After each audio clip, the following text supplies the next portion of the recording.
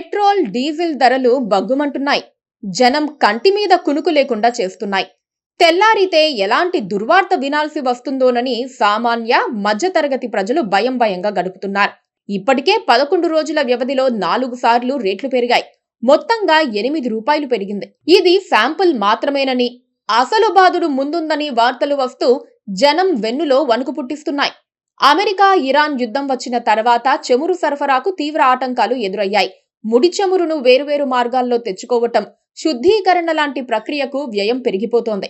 పూర్తిగా లెక్కలు వేసుకుని పెట్రోల్ లీటర్కు 28 నుంచి 33 రూపాయల వరకు పెంచాల్సుంటుందని ప్రభుత్వ రంగ చమురు సంస్థలు ప్రభుత్వానికి ప్రతిపాదన పెట్టాయని చెబుతున్నారు. ఒకసారి అంతగా పెంచితే దేశమే గగ్గోలు పెడుతుందని, వీలైనంత తక్కువగా దశల వారీగా పెంచాలని కేంద్ర ఆర్థిక శాఖ నుంచి వచ్చిన ఆదేశాలను చమురు సంస్థలు పాటిస్తున్నాయి.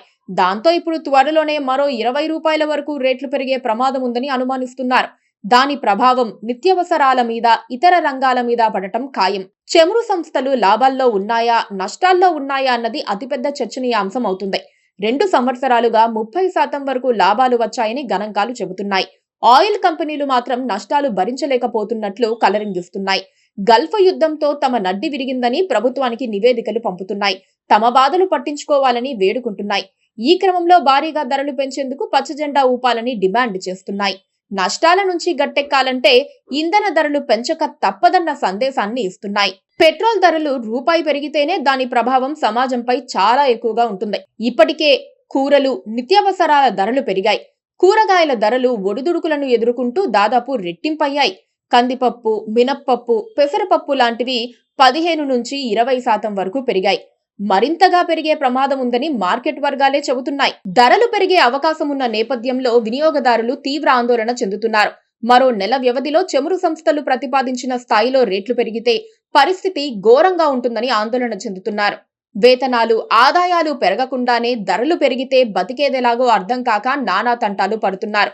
జీతం అదే స్థాయిలో కొనసాగుతూ కుటుంబ ఖర్చులు 20 నుంచి 25% పెరిగితే పరిస్థితి ఏమిటన్నది జనంలో మౌలికంగా ఎదురవుతోన్న పెద్ద ప్రశ్న.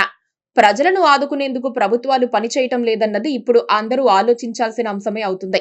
చమురు సంస్థలకు 1,00,000 కోట్ల నష్టమంటూ ప్రచారాలు చేస్తున్నారే తప్ప సామాన్య ప్రజలను ఆదుకునేందుకు చర్యలు చేపట్టడం లేదన్న ఆందోళన వ్యక్తమవుతోంది.